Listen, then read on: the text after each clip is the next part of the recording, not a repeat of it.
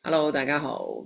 好開心咧，今期第8期嘅零舍非暴力溝通初階完整課程咧就順利畢業啦。啲同學就完成咗我哋一共係8堂嘅課堂啦。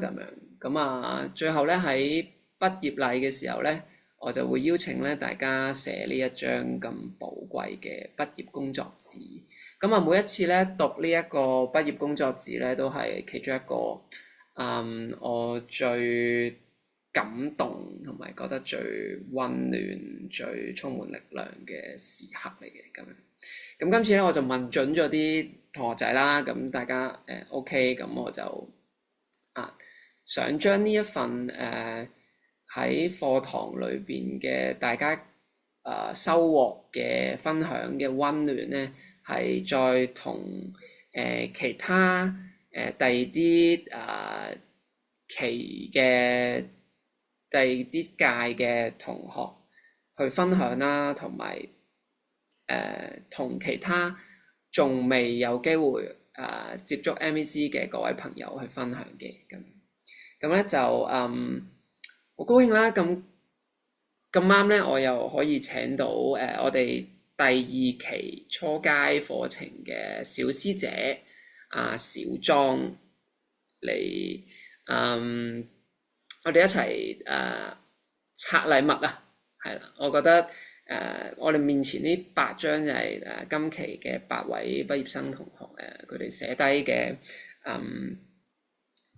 工作紙咧，咁就工作紙有2張嘅，係啦，有一張咧就係俾大家咧就自己同自己對話嘅，嗰張就唔會收啦，咁收翻嚟呢張咧，我哋就寫咗6個項目㗎。第一個咧就係成個課程裏邊咧最深刻難忘嘅人事物係乜啦？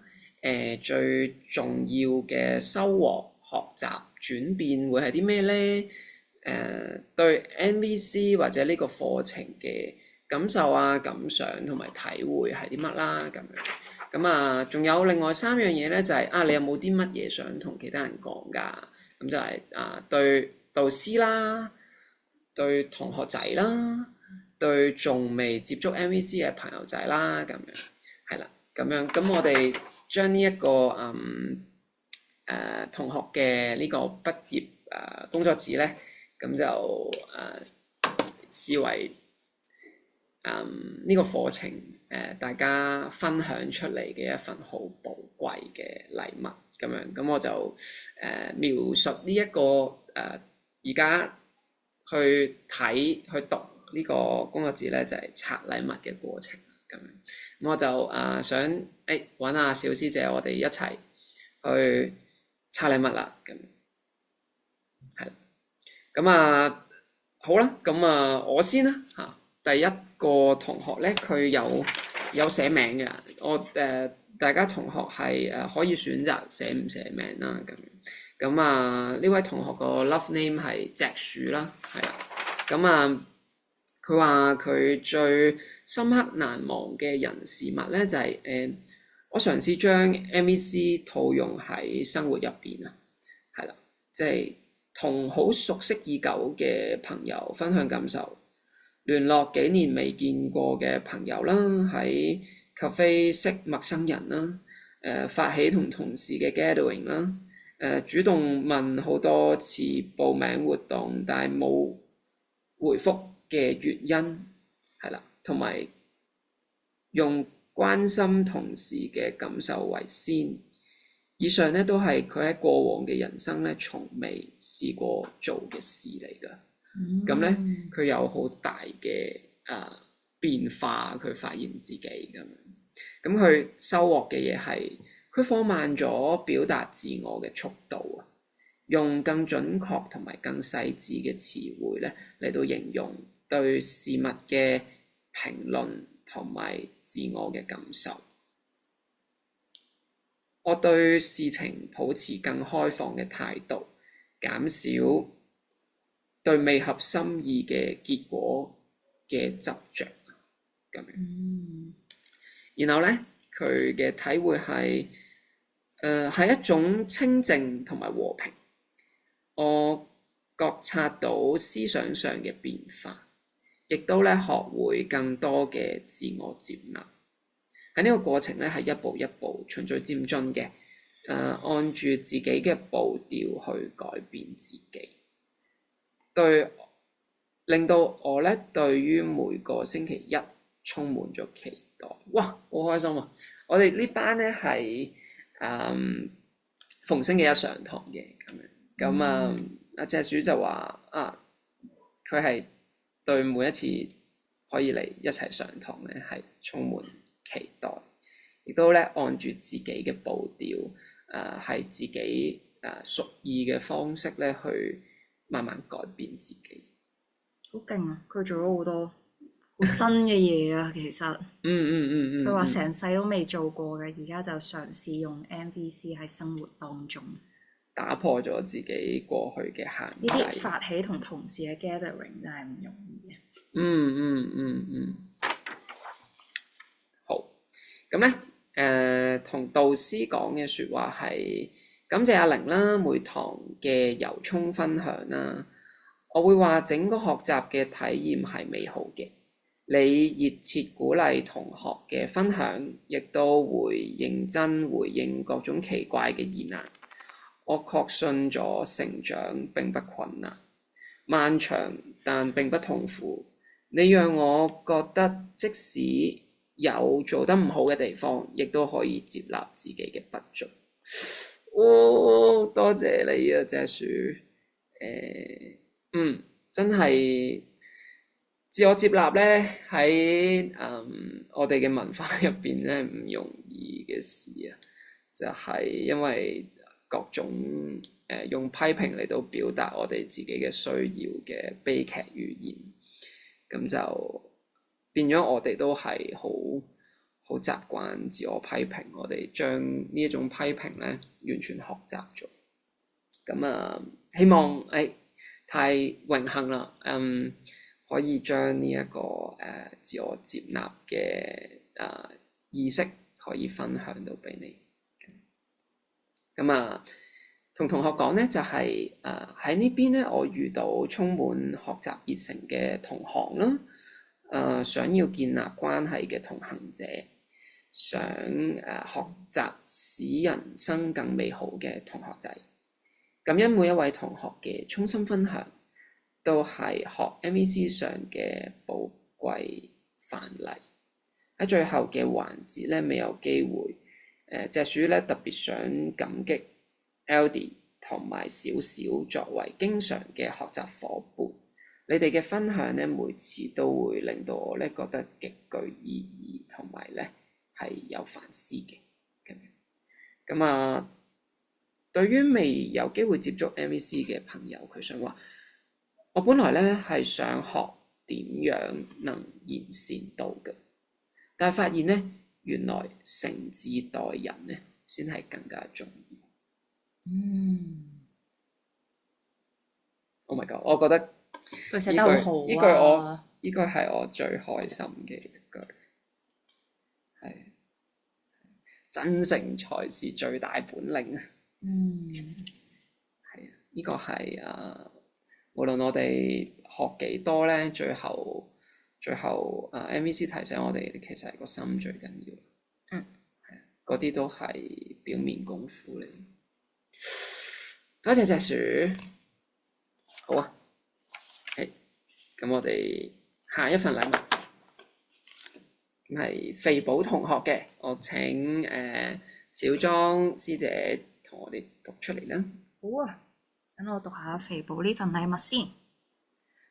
咁咧，肥寶就話最深刻難忘嘅人事物就係有一次聆聽練習要講5分鐘，我以為自己會做唔到，但係神奇地流暢咁講足5分鐘，然後發現同學都有同樣嘅感受，令我知道唔係只有自己會遇到難題，其他人都一樣會，提醒自己唔需要比較。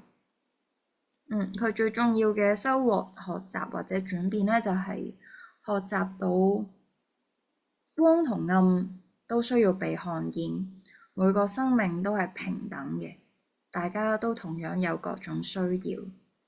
咁佢對於 MVC 咧就覺得係體會到聆聽嘅力量、連結嘅重要同埋臨在嘅威力啊！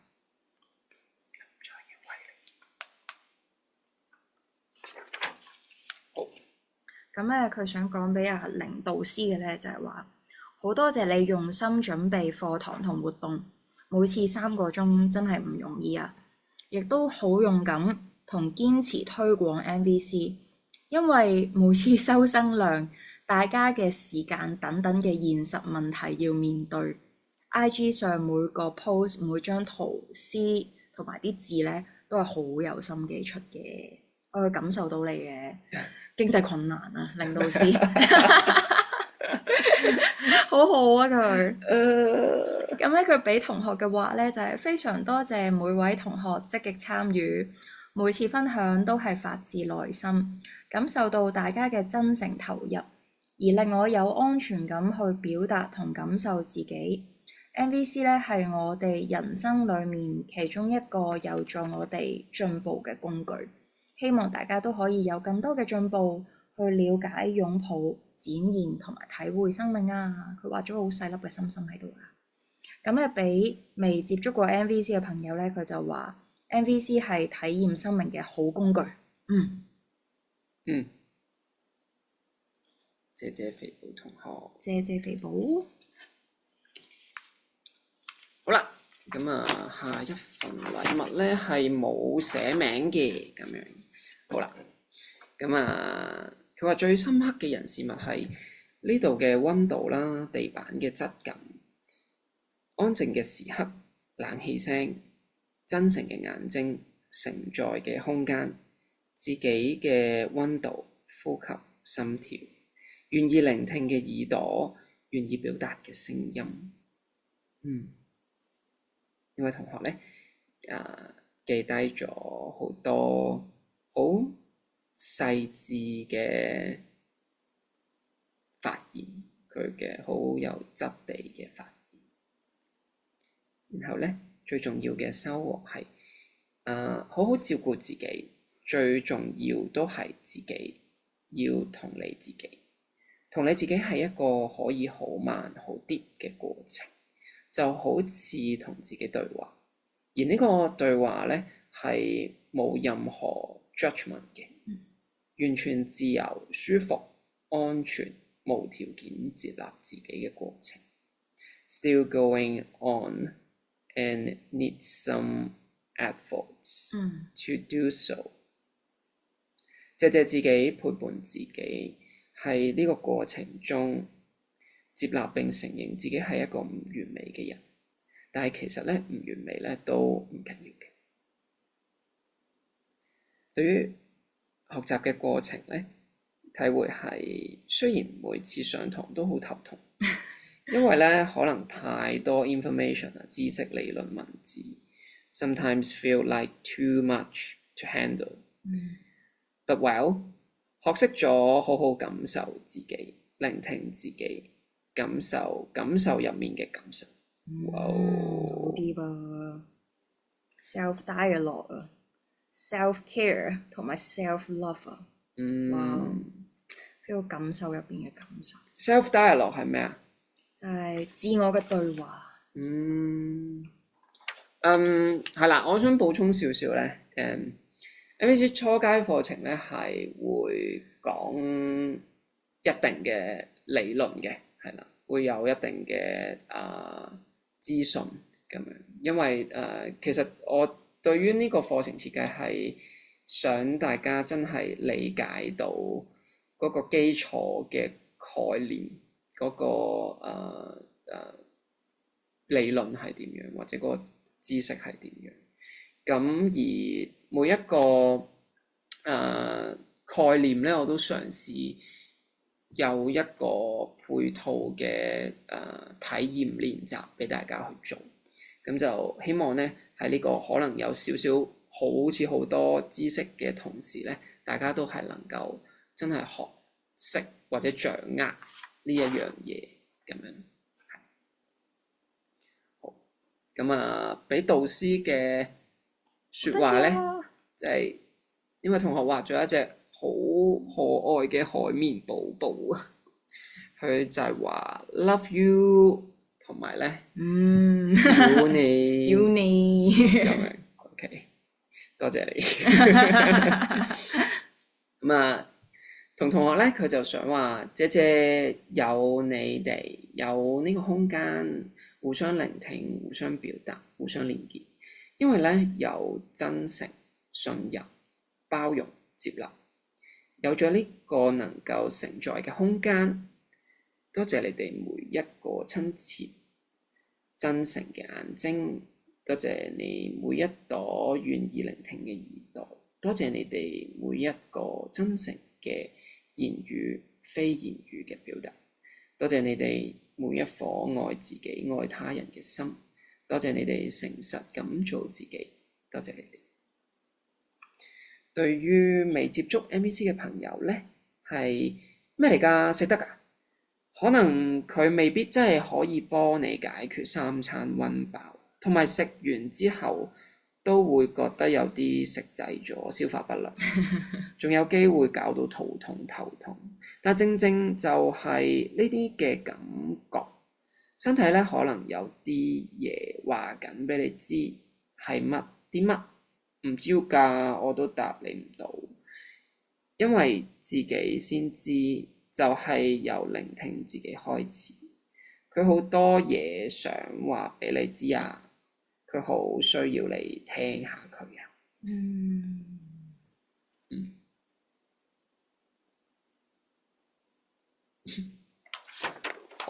好多謝呢位同學，好頭痛嘅同學，好肚痛啊！係啦，相信身體同個精神都有連結，我都覺得係咁。我哋去學下接納自己，學下去聽下自己。哇哦！好，哇！呢位朋友有好多嘅有分享，啲複雜。佢呢個係咪係呢度嘅，一段？哦，呢個係呢度嘅，呢個係呢度嘅。OK，即係呢一打橫係呢度。好，好，靠你啦。好，我嘗試下。啊，最深刻嘅難忘嘅人事物咧，就係可以有個咁嘅空間咧，去學習啦，驚喜，一齊慶祝老師嘅生日啊！跟住咧就可以接下地氣啦，學習下自己點樣 open mind 咁樣接受新嘅事物。同學被困 lift 啊，學習大，好搞笑啊！呢個係我記得係嗰一日都有嚟一齊慶祝生日，跟住有同學被困 lift，跟住就同你慶祝生日，好搞笑啊！有寫到落難忘人事物。都真係好難，都好難忘。有個同學困咗20分鐘 lift，但係佢我哋喺閉路電視望翻，佢係以非常之正確嘅方法喺入邊等候，真係。我就話係呢個困 lift 嘅嗰啲叫咩啊？示範。係啊，冇錯，最好嘅教科書及示範。係。咁佢最重要嘅收穫同學習咧？佢仲有。佢呢個係下面嘅係咪啊？唔係。唔係，感恩有同學就一齊學習，可以彼此分享交流。咁咧，佢嘅最重要收穫就係學習對別人更多嘅慈悲。讓 trap 在困境中嘅朋友被明白，亦都有多啲力去面對自己嘅狀況。另外咧，亦都同朋友約會之後咧，返屋企成日都會表達同佢哋相處之後嘅感受，亦也如何滿足我嘅需要，亦都多謝佢哋同我同行。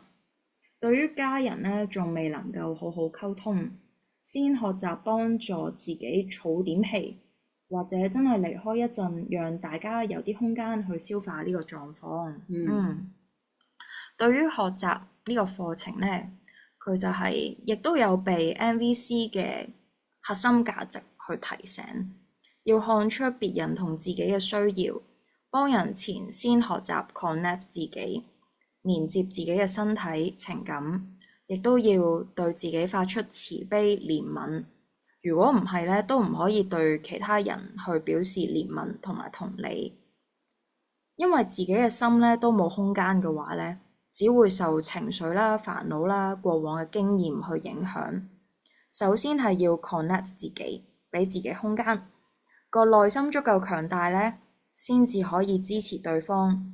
而重點咧唔係俾對方意見，重點係俾力量對方，相信佢都有能力可以面對自己嘅困局啊。咁咧想同導師講嘅咧就係欣賞佢內心咁樣回答提問，俾咗好多體驗同同學學習 MVC 嘅技巧同埋練習，好似隨住音樂去隨心擺動身體，唔使介意人哋有一個空間去律動。另外亦都學習同理心，去提供一個安全嘅環境，學習靜靜地咁樣聽人哋分享，自己亦都被別人聆聽，感到 connect 到自己，有個空間去複述自己嘅故事，亦都整理到自己嘅想法。多謝老師喺 WhatsApp 中示範真誠咁表達，等我可以學習到呢如何與認識尚未太熟嘅人連結。同同學仔講呢，就係多謝同學們能夠耐心咁聆聽，亦都會無私咁分享自己嘅生命故事。每次可以一齊上堂，都期待你哋嘅出現。雖然有時見大家都有啲攰啊，喺上堂前或者小休嘅時候需要休息，或者工作忙碌都趕返嚟，讓我都期待每個同大家一齊學習，大家一齊加油嘅日子。願學到嘅嘢可以用喺我哋身處嘅環境，同身邊嘅人呢都能夠 connect。保重啊！俾尚未接觸 MVC 嘅朋友就想講啦，如果想同身邊嘅人，例如自己啦、家人啦、朋友啦、同事有更好嘅 connection 咧，可以嚟聽下。喺忙碌但係要快嘅生活節奏中停落嚟，先同自己連結，亦都着重呢一種連結咧，係需要相處嘅人好好在一起。相信大家都能夠生活得更美好。哇 connect 呢個字出咗好多次，我諗呢一個課堂好幫助到佢學習呢一個連結自己同埋其他人。多謝。好啦，咁呢一位同學咧係少少係一位媽媽嚟嘅，咁樣。咁咧話最深刻難忘嘅人事物係當下臨在傾聽，不帶批判嘅威力。同埋咧使用 MVC 去分享啦，同埋咧同學仔嘅真誠，好令到佢難忘嘅。最重要嘅收穫係點樣透過非暴力溝通去連結自己、同理自己、同理他人、連結他人，放低敵對嘅諗法，喺同理對話空間裏邊邁向慈悲。對於日常對話中嘅形容，感受到用心聆聽不帶任何批判嘅力量何其之大，亦都係非常簡單。喺學習過程咧，去感受到良好、有愛、有安全感、良性互動，有好多人都忽略自己嘅感受，唔識得點樣去表達。對於導師咧，佢想講加油，非暴力溝通嘅理念咧，應用好值得讓更多人知道，令整個社會有更多嘅愛、包容同埋接納。對同學仔咧，係希望我哋可以將所學去面對，去對自己好啲，了解、連結同埋同理自己。感恩呢7堂短暫嘅相遇，共同經歷分享，互相學習同埋成長。對於仲未接觸 MVC 嘅朋友咧，係好值得學習改變説話嘅方式，就可以改變自己嘅心境態度。先連結同你自己，再推廣開去。哇！多謝少少。佢有想推廣開去嘅心啊！係啊，佢話要用出嚟，要對自己好啲。冇錯。然之後咧，再分享俾身邊嘅社會同埋人。好啊！呢位係就係 Eldy 啦，就係頭先係咪記得其中一位同學想多謝嘅隻鼠要多謝佢。係啦，Eldy 咧就話最難忘嘅人事物，呢個係咪 test 柴柴啊？係 test。柴柴係同學嚟嘅係咪？唔係，佢試筆啫，我估。OK，咁咧阿 Eldy 咧最難忘嘅就係課堂上一切與身體相關嘅活動，例如跳舞啊，同埋最後一堂嘅放鬆練習。呢個咧使到課堂唔僅流於一個理論，仲有更深切同埋實在嘅體驗。咁最重要嘅學習收穫咧，就係知道點樣去回應衝突、指責同埋一啲暴力溝通。除咗指責自己或者其他人，仲可以同理他人同自己，讓我切換掉自動導航嘅回應模式。學習嘅過程當中咧，佢嘅感受體會就係覺得好舒暢啊，可以感受到接觸到內心深處，循序漸進嘅學習。除咗學 MVC 咧，亦都係學習認識自己。咁想同導師講，多謝你提供嘅所有互動活動，令我感到被啟發，亦都非常有趣，使到我嘅學習更為穩固同充實。深深俾同學咧就係多謝每位同學嘅分享，讓我知道自己唔係孤單嘅，好開心同大家一齊上課。再深深對尚未接觸 MVC 嘅朋友，佢話報名就對了，不會後悔的。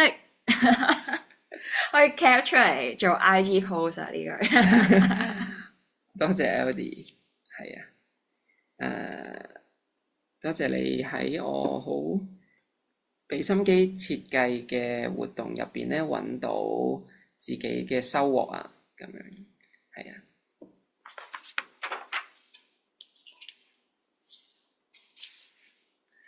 好，細妹啊，呢個係跟住就係細妹啦。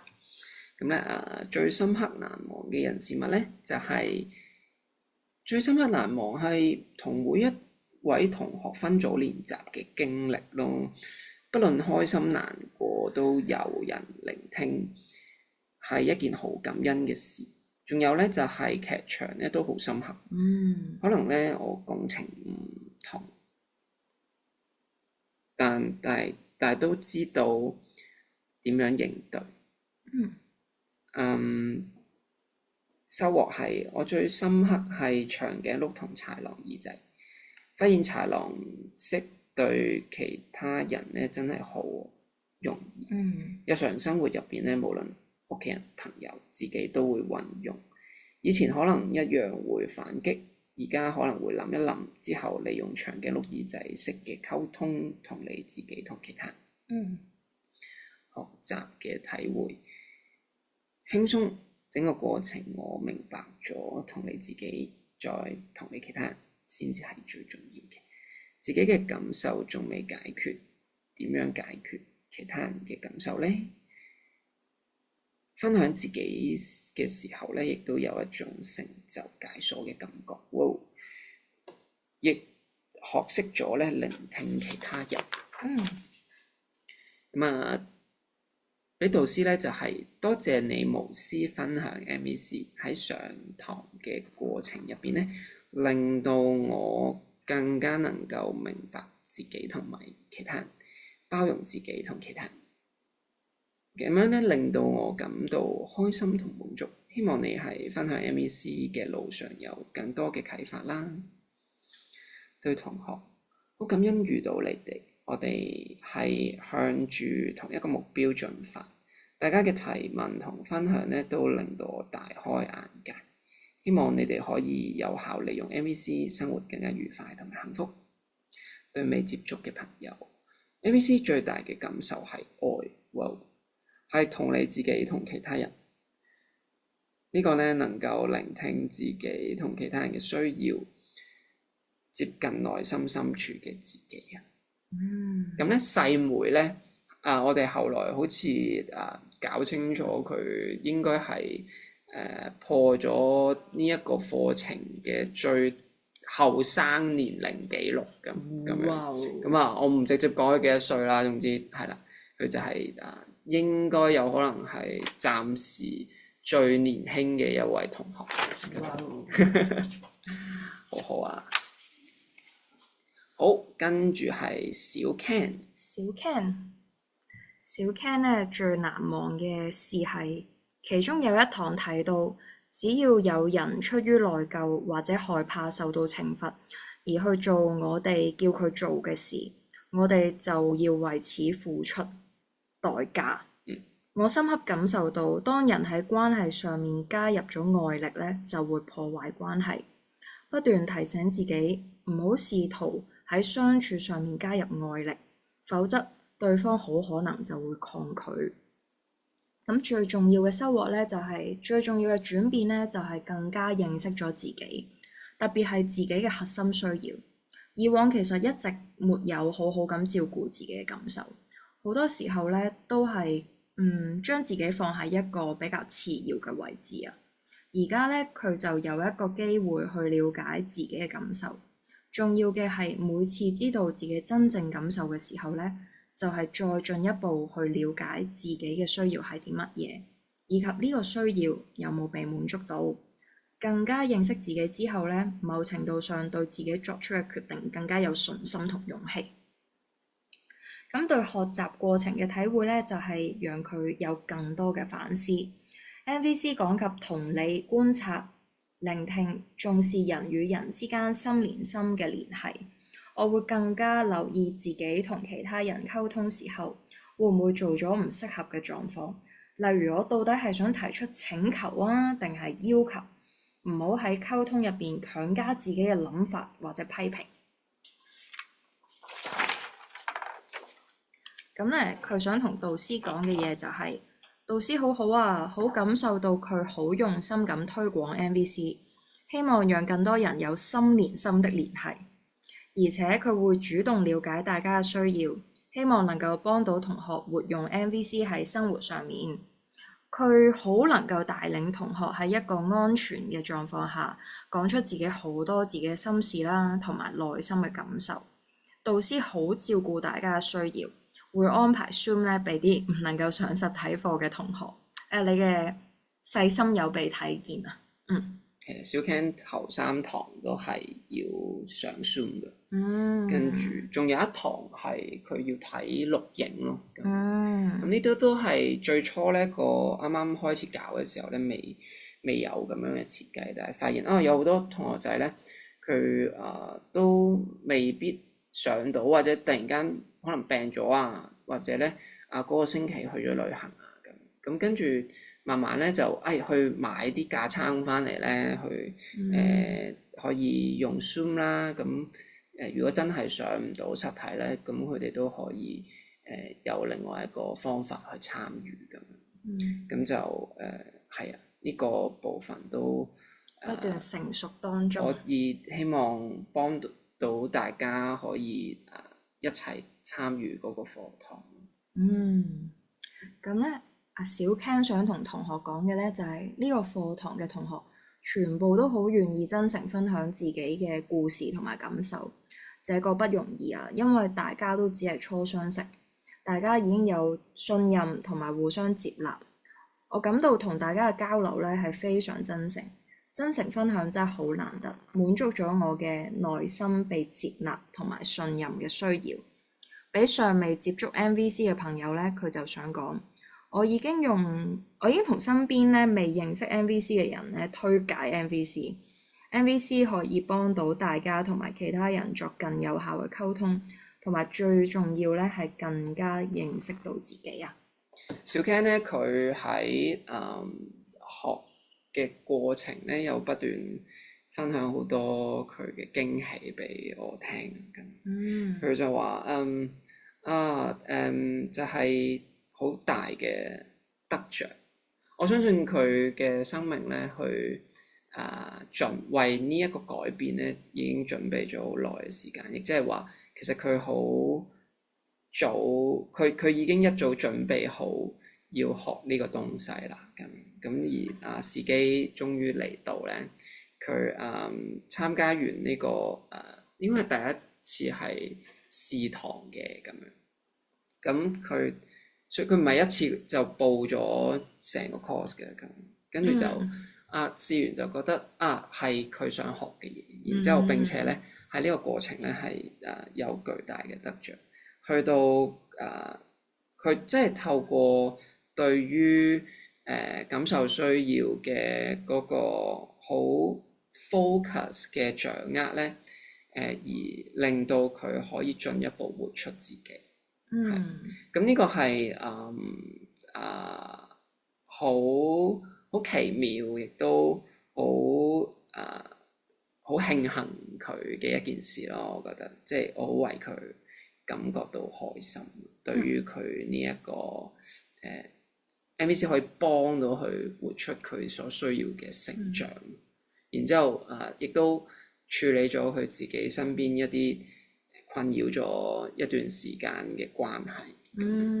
所以係好感恩可以喺呢個時間啦，同小 Ken 咧分享呢一個咁有價值嘅學問。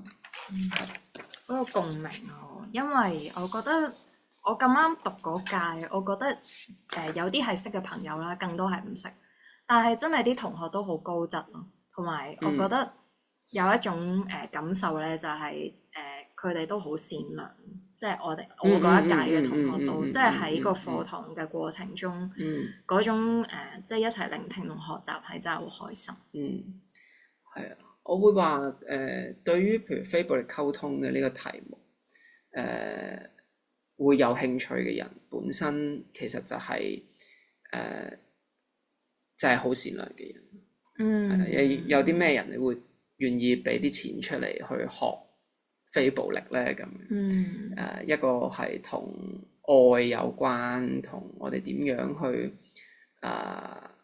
離開而家呢個暴力嘅循環，然後互相支持，揾一個雙贏共生嘅道路咧。咁對於呢個題目有興趣嘅人，一定係懷咗好大嘅善意嘅。咁所以我好願意可以繼續同各位思考住善意，期待住善意嘅同學仔再相遇，然後一齊學習咁樣。咁係啦，我哋第8期嘅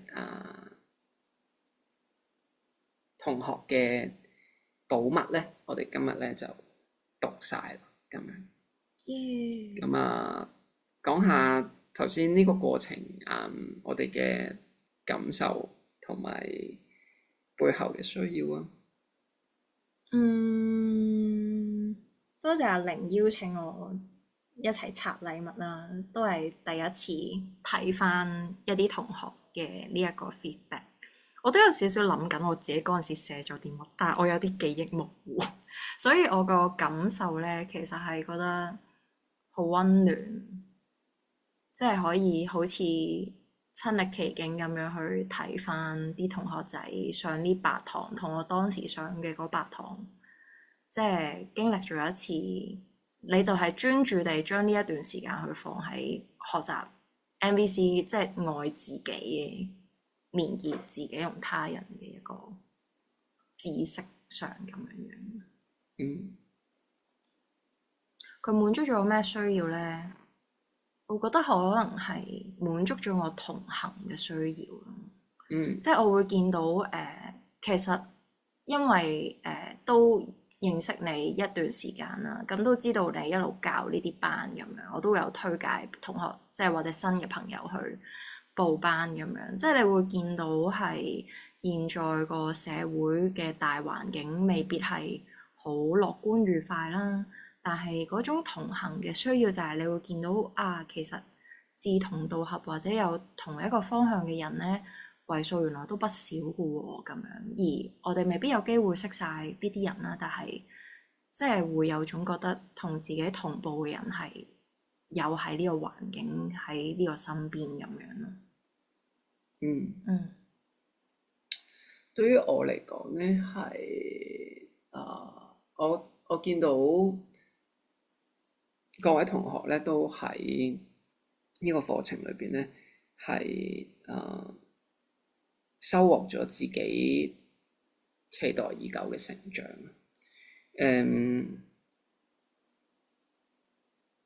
我會話我哋之所以會有咁可觀嘅成長蛻變咧，唔係因為呢個課程教得有幾神奇啊，而係我哋本身已經對呢一個學習有幾大嘅準備啊。